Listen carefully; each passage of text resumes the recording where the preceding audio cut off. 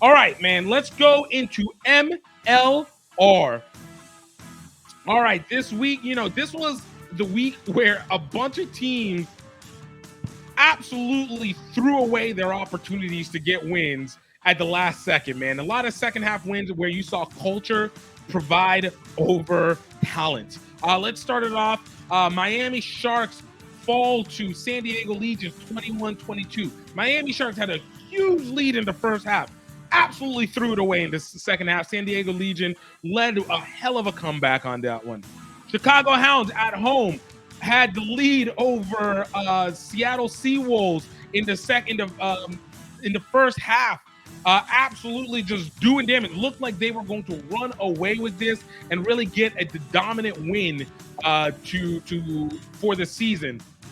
But no, once again, culture supersedes talent.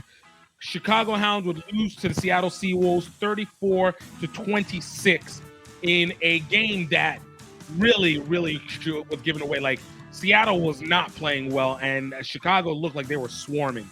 But again, you find yourselves in those positions where you're just not able to fully take advantage. So it happens. You had Old Glory struggled really against the Anthem. And I say struggle because, look, the Anthem are the worst team in MLR. They're the worst team in professional rugby.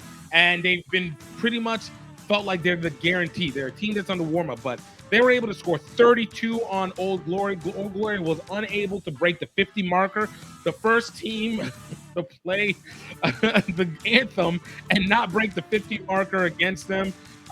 Again, Old Glory did get the win, so it still counts. But a lot of questions I have about this Old Glory team that I thought was going to be better after their the win against the Free Jacks, but they've kind of just been slipping, and I don't know if they're as good as we initially thought. Still a lot of season, but I'm not confident in their trajectory. And then on the final one, the Texas Throwdown, the beat down in Cowtown. Got it. I was about to lose it for a moment. Dallas Jackals hosted the Houston SaberCats, ended up losing a nail biter of a game, 27-30. Houston continues their winning streak for this season. I feel like they are strongly in the favor to win the West. Obviously, the dark horse on this one, I think, is Seattle Seawolves and the New Orleans Gold. But Houston SaberCats are looking really good this year after several years of struggle for them. Man, they found their rhythm. They got the speed. They got the consistency. I think the culture is hitting up. We're seeing a lot to be able to go with it. All right, let's look forward to week 6 for MLR this upcoming weekend. We got Utah Warriors hosting the Anthem. It's going to be a destruction. Utah Warriors really know how to play at home. They have been in a bit of a struggle, but hey, man, that's how it goes sometimes. That's how it goes. They had last week off. Utah will take this one 50-20 against the Anthem. Seattle Seawolves are back at home. They'll be hosting the Dallas Jackals. Ironically, while I say Seattle is consistently a good team at home, the freaking Sunfire Stadium is a black hole element for teams. I think that this Dallas Jackals team is a feisty team. And I honestly believe that if Seattle Seawolves continue to play in their sloppy play, even though they're getting a lot of players back, I think the Dallas Jackals can sneak one underneath them and really actually take a win on this one. I actually look for Dallas Jackals to win this game. It's going to be a tight one, 22-20 Jackals over Seawolves. NOLA Gold are back after taking a break last week. They're taking on the Chicago Hound, and they're taking them on in the gold mine. I look for NOLA Gold to be able to take down Chicago Hounds. I'm sorry. Chicago Hounds are a team with talent, but they are not a team with a winning culture. NOLA Gold is soaring. They are rested. They got speed. They got power. I think they're finding their positioning with their fly half, and I think that it is going to be very difficult to stop this team. Look for the Gold to win this one at home, 35-26, Gold over Chicago Hounds.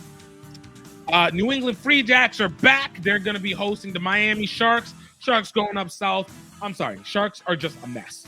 They're a mess. Again, talented team. Plenty to pull from. Argentina light. They have literally everything that you need. They just do not have rhythm. And that's funny for a Latin American team. Yes, I must say it. They got rhythm. All right. And this New England Free Jacks team is still tough. I don't know if they are as good as they were last year, but they are still the defending champs. They still understand winning, and it is difficult to win at home. Again, that Old Glory win over the Free Jacks at home seems to be more of an anomaly than a rule. So look for New England Free Jacks to win this. I think it'll be a close one again in the first half, but look for the Free Jacks to win this one. 42 to 24. 42 to 24 over the Miami Sharks. Run away with this in the second half. And lastly, we got Old Glory hosting the RFCLA RFC at Los Angeles as Los Angeles returns back. Old Glory is back at home. At least they have a win underneath their belt. Los Angeles again got their first win 2 weeks ago. I don't know if the travel is going to be good for Los Angeles. Again, this one is one of those situations where the travel plays. I think Old Glory will protect their home a lot better. Again, I don't know how good Old Glory is, but if they don't get this win, I think it's going to be a very, very difficult season for them moving forward. I look at this one being an 18 to 15 game. Though I feel like Los Angeles probably is going to be getting its rhythm. Winning against Utah, even though it was at home, was a big one for them, and I think that sets a standard and lets them know the feeling again. But I think it's going to be tough to fly to DC and be able to get a win, even though they had the week off, and DC had a game before, so they're in rhythm still. So looking for that one. I like I said, 18 to 15. I think that game, very low scoring game. I don't expect much. Buckwheat is changing lives. My name is GiftTime. I'm here with Health Enhanced Foods, and I want to tell you about one of my favorite products on our shelves, buckwheat baking mix. Buckwheat is a seed that is incredibly nutrient and protein dense. But what makes it even more important, that buckwheat baking mix is absolutely gluten-free. A lot of times whenever people have buckwheat mixes, they actually even hold wheat inside of it. So you know it's not fully gluten. And if you're a person that is celiac or diabetic, or you're just really trying to be health conscious, it's not something that you want to have to worry about. What makes our buckwheat baking mix even more important is that it is versatile. You can use it for pancakes, you can use it for waffles, you can use it for making loaves of bread, you can make it for cupcakes. But what helps even more is that it is allergen-free, it is nut-free, it is dairy-free, that there is no additional additives in it. There's no leavening there, so that if you want to be able to raise your bread, you can put in the baking powder yourself and get it fluffy. If you don't, you absolutely do not have to. You get the bread that you love without the cost to your health. You can absolutely find buckwheat baking mix at healthenhancedfoods.com.